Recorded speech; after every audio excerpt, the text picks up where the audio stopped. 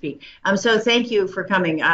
There are still fewer people than I had thought might be here, but there's plenty, and you're all here nice and promptly. So we will get going. So this is Joy from the Department of Libraries, and this is the webinar about HomeStudy. We have two people here from the Agency of Education, Alicia Hanrahan and Marianne Robotham. Sorry, Marianne. So some of you might have seen Marianne and me present at ARSL, where we did a broader coverage of the same topic, and there were some requests, and really something that she and I wanted to do was, in addition to the request, was just do a deeper dive into the Vermont ways, the Vermont regulations and ways that Vermont librarians can specifically help Vermont home study families. So that's basically what this morning's going to be about. Before I turn it over to them, I do want to say one sort of related thing related to home study students and patrons that you might have at your libraries.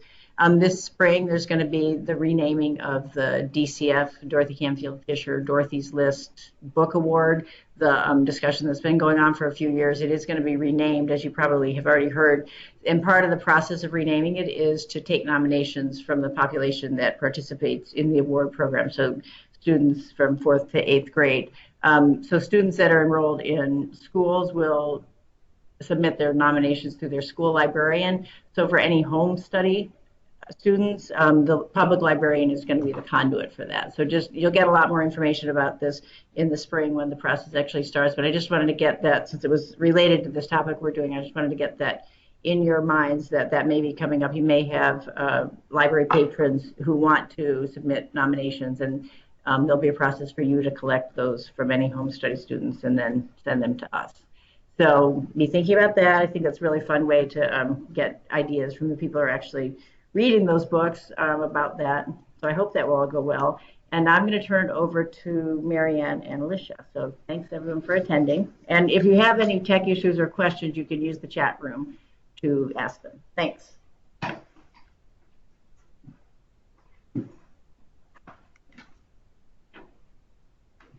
Well, good morning. Good morning. I'm Marianne. And I'm Alicia. Well, first, thank you for coming and being willing to help us with our home study things. I'm going to be talking to her. But, That's okay. With getting home study information and forms to local kids, because sometimes people don't have internet access, or if they have it on a phone, no printer. You need to speak Louder? Okay. Okay. All right. So at any rate, we appreciate the fact that you're going to be willing to do this. And if you have any questions at all and need help with something or want to know what and why, feel free to call me at 828-1581. I can't hear at all. Why is the volume so low? So maybe you need to speak closer to the... Oh, is this the mic? I'm not sure actually. So Can everybody hear me? You wanted to record this too, right? Yeah. It is. It is recording. Okay. So I don't know where the... Yeah, she said you fade away. So try something else. Just a second. We're gonna... Sort of volume here that we can turn. We should... I wonder if it's closer that they could hear us because it's there. Because when I was sitting there, they could hear me better. Yeah, it was really loud. There you go. Can you hear me now? I feel like I'm a TV ad. He says yes. Okay. Okay, good. All right. I don't know how far back to go, but thank you. If you have any questions, you can email me at aoe.homestudy@vermont.gov or phone me at 828-1581. Get that in. So basically, when somebody calls up and wants to know how to homeschool their kids, what I do is I ask them first if they have internet access. And if they do, then I send them to the internet link, which is, when I tell them it's education.vermont, write out the word Vermont.gov, put HomeStudy in the search box, and then click on the first option, which says HomeStudy. And from there, you will come to our home page, and you recognize it because the words HomeStudy are in large green letters. There's a lot of information on that page, and the first thing to look at is the guidelines. And if I can find the desktop here to bring up the guidelines. Just share screen. That's what I just clicked. Okay, and then the desktop at the top. Oh, wait. Let me do it this way.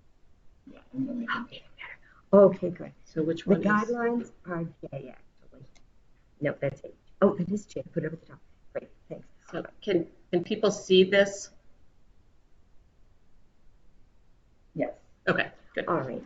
So these are the guidelines, and if you scroll down through the guidelines, you will see that it has many, many pages, and it has lots of information.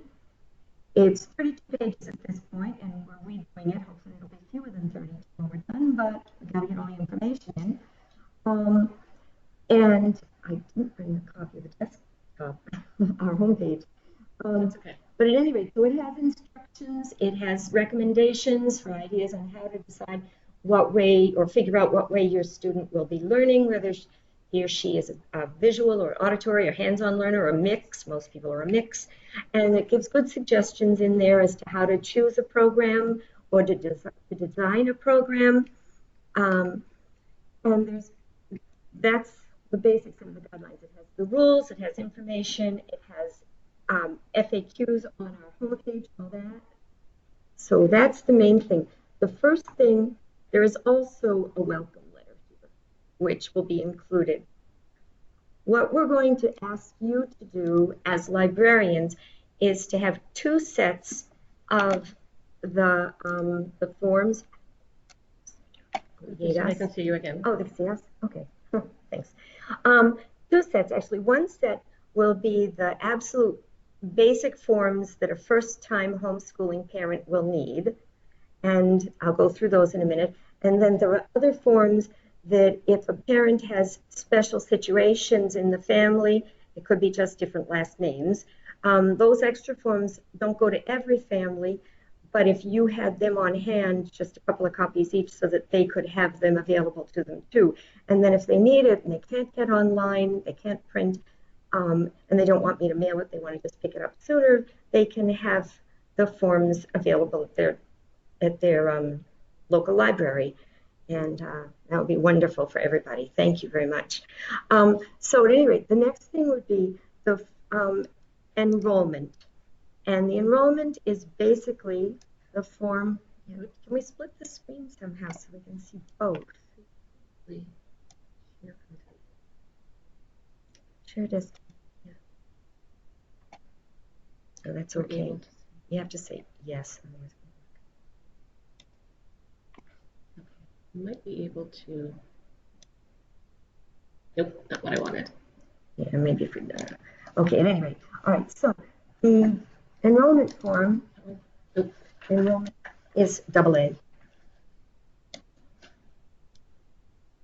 Yeah, close. Thanks. If you're going to just click, that's great. Okay, so the enrollment form is this one, and basically it's pretty easy. It has a cover page, and then it has the parents' names, first parent.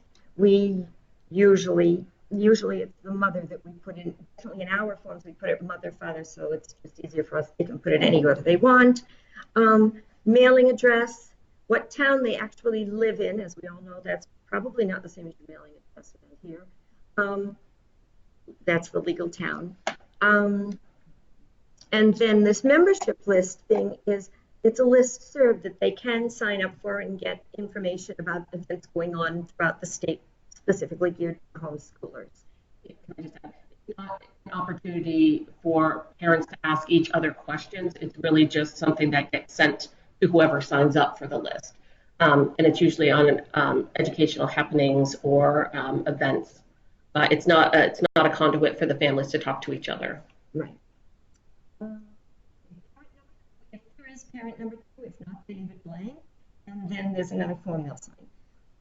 Then we get to the student's name, and the school year is not whether they're in 3rd grade or a junior in high school. It's 2019 to 2020 or whatever the next year is. If they want to put the 3rd grade also, that's fine. But what we need to know is what school year it is, because that's all we go by, that and the child's age. And the birth date, we don't collect the precise date, we just get the month and the year. The school that student would have attended, we've had some questions about choice towns, but they can call the supervisory union or their town clerk or whatever and ask which school it would have been, or just tell us which school union or which school district. But we need to know that because we tell the schools that this child is homeschooling, so the schools don't say this child is truant. Student's town of residency, that determines the school. The signatures, if there are two parents, both parents need to sign. And even if they have to mail it to a parent who doesn't live there anymore, if the parent has legal rights, the parent has to sign. Student signs if over 18, 18-year-old rather. This is just a thing about getting email. The next thing would be, let's see, the assurance form. Which one's assurance? Form B. Thanks. The assurance form. Oh, that's Form B. That's not what I want then. Oh, sorry. C. C. All right. Thank you. Sorry about my computer. This assurance form is what the parents will submit, and I'm not giving this to every parent, but this is one of the forms that we'd ask you to have on hand for them, please. And this is just if somebody has a different last name, parent, one of the parents, both of the parents, the student, somebody, hyphenated last name, if names aren't identical, we need to just say, yeah, the names are different, but this is the family. And then everybody who's there, well, any number of parents, whatever parents. And if there's only one parent, the same thing. Yes, only one parent, I'm the only one with the rights to make decisions for this child. And so that's, you're assuring us, the parent is assuring us that they have the legal right to sign this child up for HomeStudy. And there it is, that's the thing. So we have to get that. If it's done online, if the enrollment is done online, it pops up automatically with questions answered. So Form B, this is another form that we need. Form A was the enrollment. B is this one. This goes for first-time students or if something has changed as far as the student status goes. This is the screening form for a disability. And it has to be filled out by either a teacher, a doctor, a nurse, psychiatrist, somebody who knows the child or can write a separate letter, just letting us know the child has been screened for disability and does or does not have a disability. And it doesn't matter to us that the child does, we just need to have an idea of what the disability is, if there is one, and then beyond that, what will be done to facilitate the child's learning. So this is Form B, signed by a professional. If it's a doctor, the doctor needs to have somebody print the doctor's name because it can't read it usually when a doctor writes it. And I worked for a doctor for many years, so I have an idea of reading this. They just scribble a signature. All right, Form B. The next one, we've sent the assurance form. So this is the curriculum. And the curriculum, the minimum course of study, the MCOS, is the trickiest part for most parents to fill out. And you can do it online. They can fill it right in here. They can print these. Well, they don't have to print them. They're coming to the library. But they can fill it in here, or they can do it on a separate piece of paper. But basic communication skills, reading and writing, that's basically language arts, and it's the mechanics of reading and writing. And so it's like, what grammar are they learning? If they're little, are they learning to actually print? A little older, maybe write in cursive. Are they learning to write words, sentences? Are they sounding things out? Are they learning phonics? Are they learning to write a complete sentence, a paragraph, an essay, a persuasive essay, a bibliography, depending on their level, diagramming sentences? That's the kind of information we're asking for here. It depends on the child's age and ability, what the parent will fill in. They can't just write grammar. They have to give us some of the grammar. They're learning parts of speech, and maybe if they're young, it might be nouns and verbs. They might be learning about angling participles if they're older, and that sort of thing. If they say spelling, what level of spelling? Are they spelling cat or anti-establishmentarianism? Basic communication skills. Oh, notice I didn't mention reading, except for learning how to read. Math, That's the math. Don't just put algebra, put in, are they doing, learning what a variable is or matrices?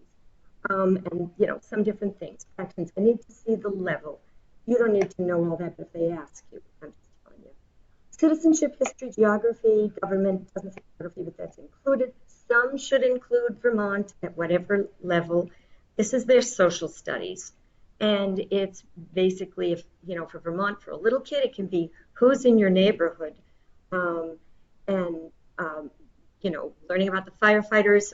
For older kids, it might be learning about town meeting and how their local government works, and then on to Constitution and how the federal government works, whatever level they're at. But we need some moderate amount of depth. We hope that people don't do it. Some people want to do history from the year 2000 BC up to today, and I think that they're not going to get a lot of that.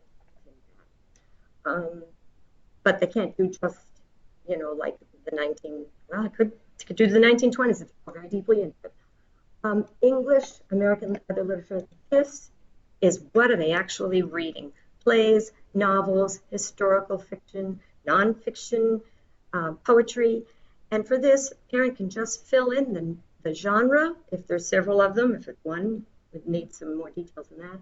Or just a list of books and authors, titles and authors, or a combination of those, just so that we have an idea of where the kid is and what the kid's going to be doing. All of these, we want to know where the kid is starting, and it could be review, and what the goals are. Where do you expect the child to be in June?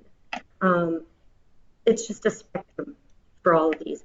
Natural sciences, it says physical science. Some parents take that to mean having a physical at the doctor's office, and so they put in health. No, physics is energy, motion, thermodynamics, think Newton. But they can put in any science they want and then give us some good information on what the child will do. If it's older, maybe lab reports will be mentioned and then submitted later on. But whatever, there's a great wide world. Those 5 core classes have to be done by every student every year. We have parents who come in and say, my child's a junior in high school, she's done all her math, and so she doesn't need any more according to the high school. That's fine. If she continues at the high school, she doesn't need any more. She's homeschooling, she does. And it can be, learning how to do her taxes if she's done with learning other math, but has to know that. These next 3 are only for children up to the age of 12. Phys ed, documenting it, presumably, hopefully they're doing them anyway. Phys ed, health, fine art. Health can be nutrition, it can be, whatever. Yoga, for mental health or something like that. That's the minimum course of study. Now, a child who does have a disability will use also the Adaptations form. Notice it mirrors the MCOS. Some parents confuse them. That's fine, so long as I know what they're filling out for the things, that's fine. And they can do this kind of globally, say for all subjects the child will have. Maybe it's anxiety, extra breaks, frequent breaks. Maybe the child is dyslexic. They will have somebody read to them or listen to audiobooks. Whatever the thing is, we need appropriate adaptations. Now that Form B, if a parent submits an IEP or a 504 or some other thing documenting, not just written by the parent, the disability, then they can use that IEP as their guide for what the disability is and what might be done at a school. But of course, the school setting is with other children around and different grown-ups. This is at home, so they'll have to fill out the thing for appropriate adaptations for a child at home. That should be easier than the IEP. But that's the same thing, and they can fill it out because maybe the child only needs a calculator for math. So they put that in for math because that's the disability. That's fine, so long as they're appropriate to the child's age, ability, and the course that they're studying. If a child takes a class at the school, because the child can, this is the next thing, the child can take up to 2 of the core classes. That's the language arts, literature, math, science, and social studies. They can take up to 2 of those at the local school. They can take any number of specials. They can take woodshop, Spanish, art, music, any of those. at the local school and just say they're doing it if the school says so. And they have the right to, as long as there's room in the school in that class and the child qualifies to be in that class. Most second graders won't be taking algebra, but if a child in second grade does, more power to her. Instructor Form C is the form that the school fills out. The parent starts it, but they fill out the student's name, the school year, again, the school year dates, the name of the course, the instructor's name. But the thing is, the instructor has to sign it. If the instructor's in class at the time they're doing it, because some parents come in and register their children after school has begun, or maybe it's July and the teacher's mercifully away. The school superintendent, the principal, somebody who knows definitely that the child is enrolled can sign that and date it. And you can fit 2 classes on a form because that's all you need is 2 core classes. They cannot take 3 core classes, and they cannot take 2/3 of all their classes. They can't go for 2 full days and say, okay, we're only here for 2/3 of the time. It's not 2/3 of the time, it's 2/3 of their classes. So you can take math and science, but you can't take all 5 classes for 2 full days. You can ask parents to call me and I will explain that better if they need it. What other forms haven't we done? This was the adaptations. H. Okay. At the end of the year, the parents need to document somehow that their child did successfully progress through the year. There are 3 main ways to do it. One of them is a standardized test. And we don't necessarily recommend any, but these are ones we know about that can be used. Now, any subject that they took that is tested and results are shown by this test, that works. But if, for instance, the child has to show she took phys ed, it probably isn't on the SAT. So the parent will document that differently, and I'll get into that. But any of these are fine, and they don't have to use them. There's also the SBAC, which I think schools give now, and we'll be adding that to the list, I think. Another way to do it is the parents can hire a teacher with a Vermont license, a current license, to spend some time, several hours it usually takes, a couple hours at any rate, with the parent and the student going over the student's work for the year. The teacher then writes out a report and documents what the child did. And this is the form, but many of them just fill it out on their own, which is fine. Some actually have their own forms made up because there's enough of them, which is nice. But they make out a report telling us what the child has done, that they've seen things, and then they give the report to the parent, and the parent submits it to us. And if they've gotten all the subjects done, including for a 13-year-old who doesn't have to do, who when during the school year was 12, did have to do the phys ed and the 3 specials, those 3 things have to be included. Anything the child did, the teacher document that comes to us. The third way is a parent letter and portfolio.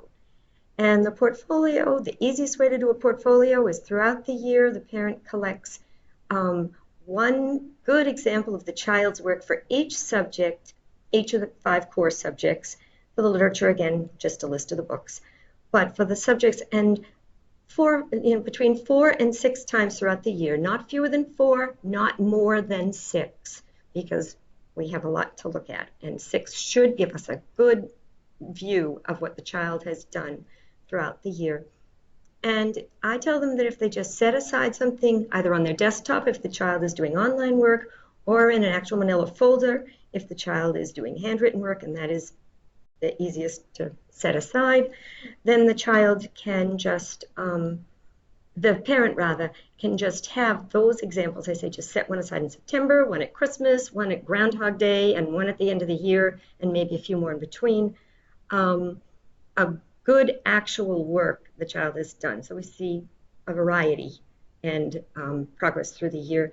Then at the end of the year, the parent has their portfolio made, and all they have to do is write a short letter telling us what the child did through the year, and give us a description of each of the samples. And this could end up being a total of 20 samples or even fewer if they double up on things. But just saying in just bullet points are wonderful. In sample A, you will see. Sample B, you will see. Sample C. And then we just go through them. We go, yep, got it. Now, if a child rather, writes a report on Einstein, then that can be a sample for up to 3 things, because that's a report. That's language art. The child has researched and written a report. The child has written a report on a historical figure, and that counts as social studies. And if the child gets into describing and explaining somewhat what Einstein's different theories were and what he did and that sort of thing, that can be science. That's 3 in 1.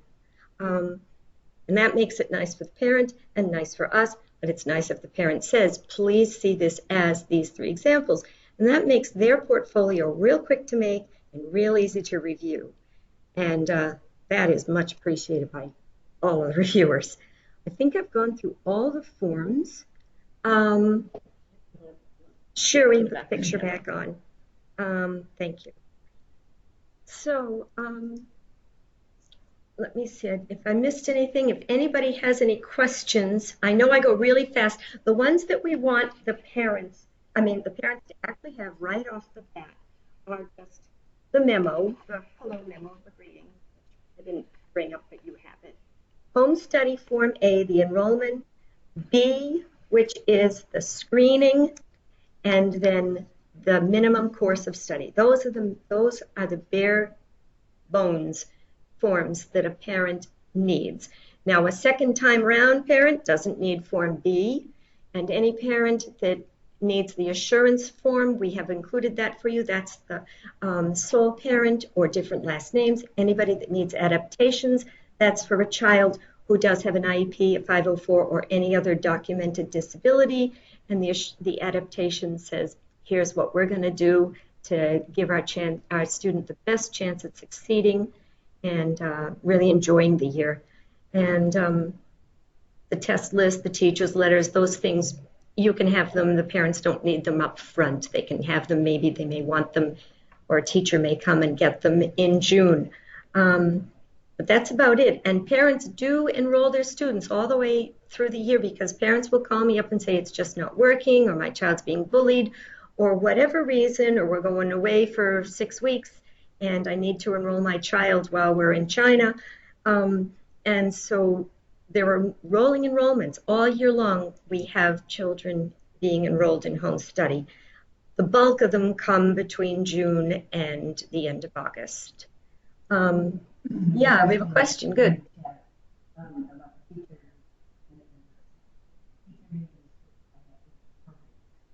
No, the teacher has to have a Vermont license, and we will look up each teacher. So the teacher has to write his or her name on it and sign it.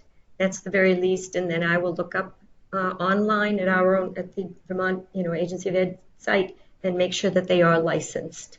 But it could be a high school teacher doing a kindergartner. Yep. Yes, if the parent is licensed, yes. It has to be a current license. It has to be current. They have, yeah. They can't be. And for Form B, it can be a teacher, but it can't be the parent. For the disability screening, a parent cannot do that one, even a parent with a license. And what else was I going to say? There was something you were asking about. The thing. Oh, I don't remember. Oh, the age of the children. Some parents want to enroll their kids when they're like 4 and 5. And I tell them, just keep them home, teach them what you want, and enjoy them. Don't go through the hassle of enrolling them. They have to be enrolled at 6. And most of them go, oh, phew. I mean, why would you enroll your 4-year-old? Well, you can. You can, but most of them don't want to once they find out they don't have to. Yeah. Now, a child who's turning 6 in September, October, November, yeah, they should probably be enrolled for their kindergarten year or whatever. But a child who's going to turn 6 in April, I'd say wait a year and save yourself the paperwork and just enjoy the year, and then call it whatever year you want next year. You can call your kid in 4th grade, but just make sure I'm getting the work for whatever the kid can actually do, because we don't count grades, we count years and age. Excuse me. Once a child is 16, they do not have to enroll in school at all, but we cannot we could not say the child was enrolled unless they are.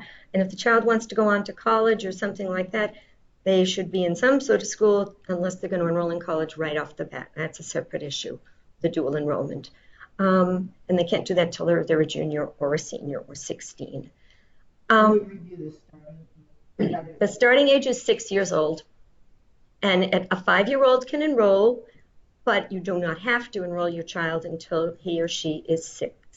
And again, if they're going to turn 6 at the beginning of the year, then it's probably easier to just get it done then. But if they're going to turn 6 at almost the end of the school year, it's not necessary, and you can wait. Now, as far as enrollments go, August 1st is a big flash date. Parents are going to ask about that May 1st date. People call up all the time and say, I missed the May 1st date. The May 1st date is if your child is currently in school and you need to pull your child from school just at the end of the current year. The last time we'll take an enrollment rather, is May 1st, because it can take up to like 6 weeks, because we have 2 weeks to review it. That's ballpark weeks. The parents have 2 weeks to get back, then we may have to ask them to still send more. By then the year's over. So May 1st is the cutoff date for this current year right now, not next year, not last year, whatever. The date, parents can start enrolling their children March 1st for the coming year. But they should get everything in by August 1st, and that's midnight, and we check the postmark dates, and we check the dates on the enrollments that come in online. So a child does need to have, the parent needs to have all the paperwork in by August 1st in order to meet what's called the minimum course of study exemption. And this is a thing where if the parents have enrolled their children, all their kids, by August 1st, 2 consecutive years, all deadlines are met, everything's hunky-dory. The 3rd year, they do not have to supply the minimum course of study for their children, because we go, okay, they've got this down. They still have to provide all the end-of-year things. They have to provide the adaptations. They have to provide Form C if the student is going to be studying at the local school or with a tutor full-time, not just a once-in-a-while tutor, but a full-time tutor for a class. But if they don't meet that deadline, then they lose the exemption, or if they haven't qualified yet, it's put off for a year. And frankly, it doesn't take all that long to make a minimum course of study. So if they lose it, they've given themselves an extra 20 minutes of work next year. But people still really want to get to that deadline a lot of times. But they have to meet all the deadlines for 2 years. And that means that if they have met them for 2 years and their complete letter comes, they just say, good, your kid's enrolled.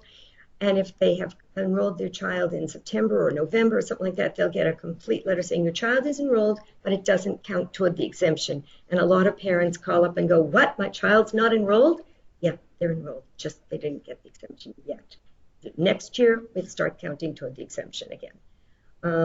If one child's enrollment misses the exemption, all children miss it. But once the children get it, they've got it, the whole family. And so when a new child's enrolled, that child has exemption as long as it's before August 1st. Any other questions?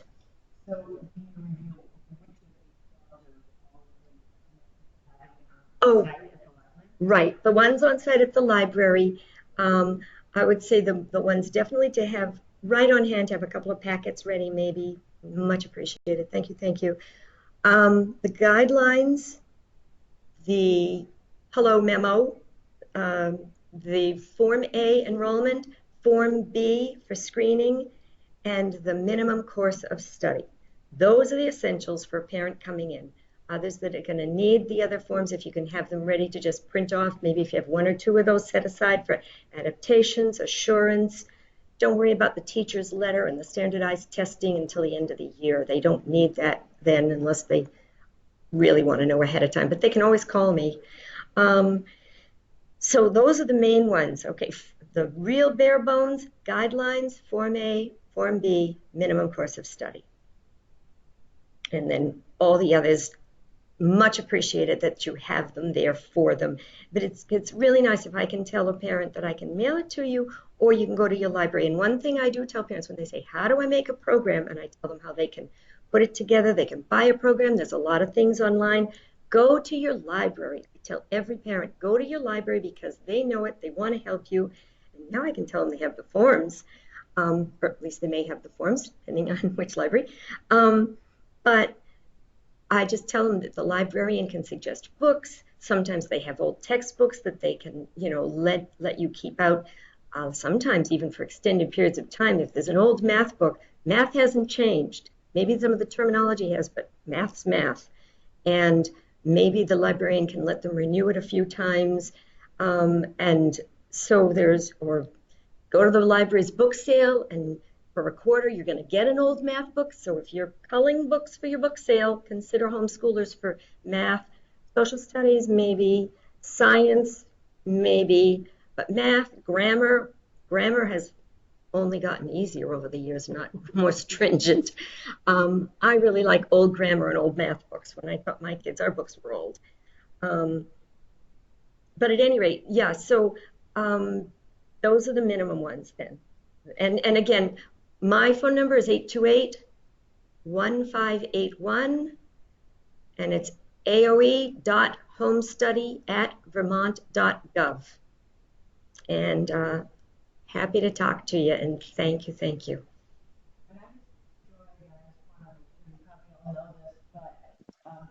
the homeschoolers of all the digital things that the library is offering as well, the Universal Class and Learning Express, and of course Overtime Living, all those kind of things that they can access from home but get access to through their libraries.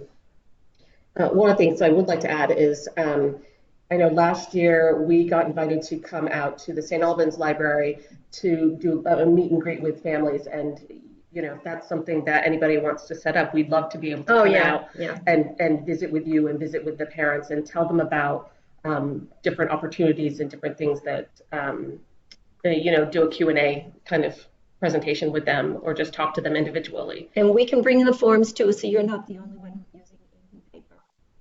And we're happy to do that. Question, if we have homeschool groups at the library, should we send info to you for your newsletter? What do you mean homeschool groups at the library? Like I think they have a group that comes to their library. Wait a second.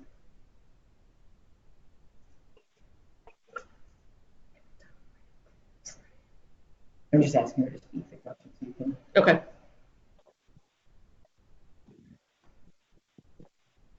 Gotta take yourself off mute. Oh, she doesn't have a microphone. Oh, she doesn't have a microphone. So she has, like they have book clubs, like a homeschool book club comes to their library. Amanda, do you want the AOE HomeStudy newsletter to know about it? Is that what you mean by their newsletter? Oh. So is that what she said? Well, she said, should we send info to you for the newsletter? So we're talking now about putting together a newsletter, but what we do have is our membership list. So there's, I send things out on the membership list pretty much daily. So somebody will send me something to say, we're having an open house at Billings Farm, or we're having an opportunity to do, the one this morning was costume making. So if that gets sent to us, we can send it out to everybody who's on the membership list. And that goes out pretty much, generally as soon as I get that information, I automatically send it out, because there gets to be so many that I don't want to forget. So it's not necessarily a newsletter, but yes, we can send it out on our membership list. What I can also do too is we have kind of a specific protocol that we'd like to have everybody do on what can be sent out. So I can always send that to you if that would help. But yeah, we're happy to do that anytime. It's got to be really an educational opportunity. It can't just be, we're having pizza tonight for, I don't know. For example, a library program. Absolutely. Like an enrichment program. Sure. Or a book club. Yep. Absolutely. Okay. Absolutely. And does it go out all over the state? It goes out to anybody who is on the actual membership list. So it does go out to people in all corners of Vermont. I do know, I don't know if anybody's from the farther south, but I would say that most of the opportunities that we have are like Montpelier-ish or Northfield-ish and farther north. There are very few opportunities actually that I receive that are from Rutland and Windham counties and Bennington counties. So that would be an opportunity for librarians maybe. Absolutely. Because I'm sure there are things happening in that region, but they may not know. Yep. To connect. Absolutely. So one of the librarians in the chat said that she does get that email newsletter and passes it on to parents. So that seems like a great thing. And also, connecting the other way, right? Mm-hmm. Like if you know organizations locally that are doing things, if they can get on this. Yeah, I actually have a lot of people who say, hey, I got your name from a HomeStudy person or from over here. Can you post something for me to get the word out about this? Absolutely. I mean, as long as it's relevant, we're not gonna lobby for the Democrats or the Republicans or that's not really if there were a debate, then that would be. It might be a debate. Sure. Because that's both, and that's giving the kids current events and. Yep.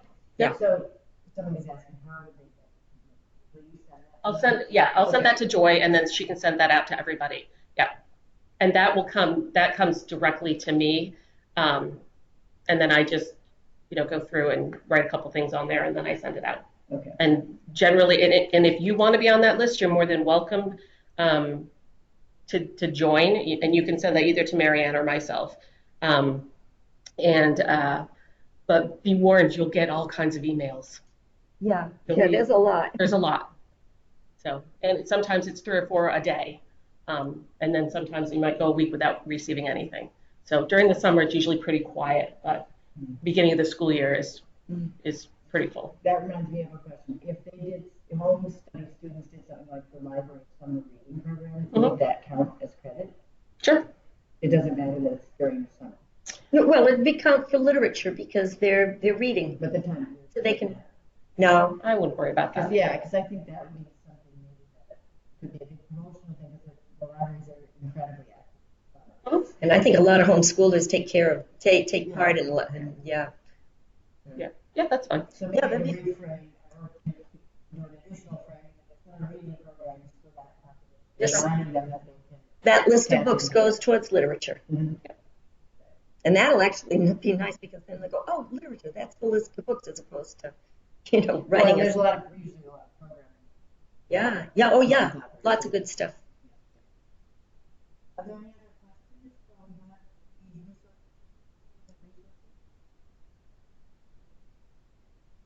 that? Can I put their emails in? I put yours in already. So yes, I got it. The general AOE one. You can also put mine in. Yeah, the AOE just comes and I just get it. And actually, any membership thing, those events, they come to AOE, and then I just make sure that Alicia has seen them. And then my own come to me. Either one. If somebody wants to submit their paperwork, they should not submit it to me. They should submit it to aoe.homestudy@vermont.gov.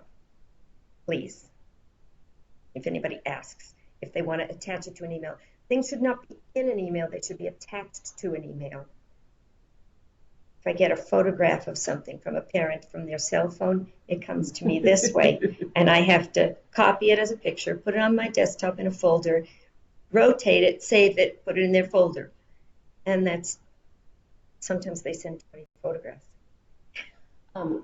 One other thing I wanted to mention too is if you want us to come out to visit any of the libraries, the best time to do that is actually during the school year, because once everybody tries to get to that August 1st deadline and our summers start getting crazy busy, usually starting in June. So June, July, and all of August we're running around with our heads cut off because we're so incredibly busy because we get all those end of the year assessments in and the enrollments for the following school year. So, and we could be getting 100 a day, and we have a very short window of time to be able to turn that stuff around. So can you describe what you could do if you went to a library, like what kind of program you could do to present to the community? I think some of the things that we could do is just kind of sit down and tell them about a variety of different resources. So as Marianne said, the number of curricular programs that are out there, whether or not they're online, whether or not they're in written form, or a combination of both. We have resources that we could provide. We can tell them how to fill out their paperwork, give them suggestions about, kind of where they think they need to start and where they might expect to end at the school day. I mean, my kids actually are in public school, but Marianne taught 20 years of homeschool. 20 years of homeschool, so she's in regular school. She's much better at that. If parents have kids with disabilities, we can talk to them about some of the adaptations that they might need to have. Have they considered this? Have they considered that? Sometimes we see kids with very significant disabilities, so they might be 16 years old, but working on very simple words. And that's okay. That certainly doesn't mean that they can't homeschool their kids, because they absolutely can. And they just might need us to help them walk through kind of what types of things that we would expect to see. And then, we could do anything. We could just sit down and talk to them. We can talk to them individually. We can talk about the forms, the guidelines. We're in the process now of revising really a frequently asked questions document, which I always recommend that people look at, because if you look at that first, it's really going to be able to help. Right. Yeah, that's right on the homepage. It would be great if you had that at the library. Yeah, and you can download that right off our homepage. Yep. And parents don't have to buy a program. They can make all their own sheets and work. Yep. They are expected to correct the work. If a child's doing an online program that involves people remotely correcting the child's work, that's fine. But if a child is doing things online and nobody's looking at them, that's up to the parent. But they can make their own math sheets, their own grammar sheets, their own history, whatever. They don't have to, they can put all sorts of things together and do a mix. Yeah. One of the other great resources that we have on our website is a document, and I don't remember what it's titled, but it's kind of something around, how to develop your own curriculum. Yeah. And there are families that really don't know where to start. So one of our previous HomeStudy consultants actually put it together, kind of, here are some things to think about. Is your student an auditory learner or a visual learner or kinesthetic? And, so what types of things do I want to be thinking about as I develop it? Are there certain topics that you want to be able to teach? Or are there specific topic areas that your kid is unbelievably interested in? My kids love dinosaurs. We had 2 dinosaur birthday parties 2 years in a row. They just love dinosaurs. Mm-hmm. So we did we certainly, you can capitalize on something like that. And then you could also develop your curriculum around a theme. There was a kid a couple years ago, a 15, 16-year-old kid, who wanted to build his own tiny house. So all of his HomeStudy program was really built around, the architecture and the math and the lumber and, the science of why. And the science of, it was the first one like that I had ever seen, and it was really neat. It was really neat to be able to read. And the parents were saying, if it takes them 2 years to build the house, it takes them 2 years to build the house. That's okay. So that was really, so you could develop your program or your curriculum really around one big subject, and that would be okay too. So there's a lot of variety that families can do. A lot of families take trips. They go to museums. They go to Washington D.C. They go to Gettysburg. I know of a family that went overseas, and they went to like Cambodia and Vietnam, mm-hmm. and a variety of different countries for like 5 or 6 months. Yeah. And so looking at their end of the year assessment was amazing, because you got to see all kinds of different things. I said send photos. Yeah, and tell us about it. And it's really fascinating, some of the things that families are able to do. There are also families that take their kids, they're big skiers or snowboarders, and so they might be training all winter in Austria. And so they do their HomeStudy there. And so a lot of kids go for like 4 months of the winter, and then that's all that they're enrolled for, which is fine. So they're here for maybe the first semester in Vermont and then come back for like the last semester of the year or the last quarter of the year.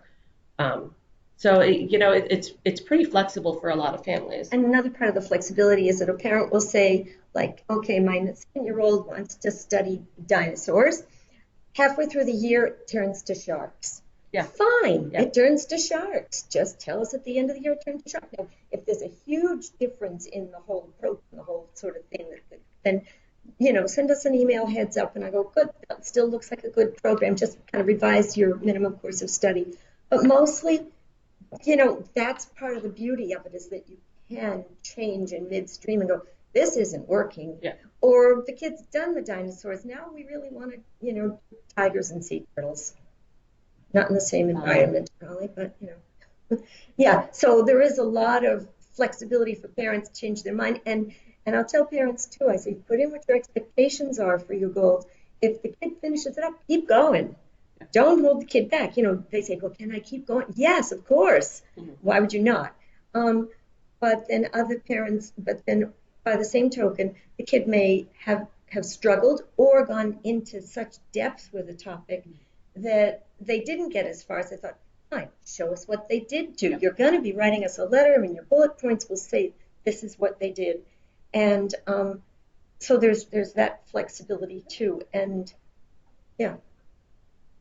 Excellent. Well, thank you very much. Do any of the librarians have any other questions from Vivian before we wrap up?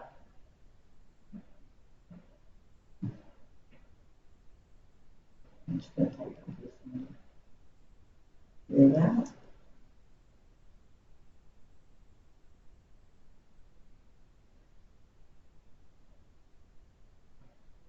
Going once. Okay, well, thank you very much, Alicia and Marianne. And we will get the link to the newsletter or whatever it's membership called. List. And, the membership list, and I will send that out if you send it to me. And did you have something else? 2 things. Your child has to stay enrolled in public school until they are enrolled in HomeStudy. Yep, good point. Yeah. And thank you again for being willing to hand out these papers, or just leave them out, like you do your tax forms. Thank you.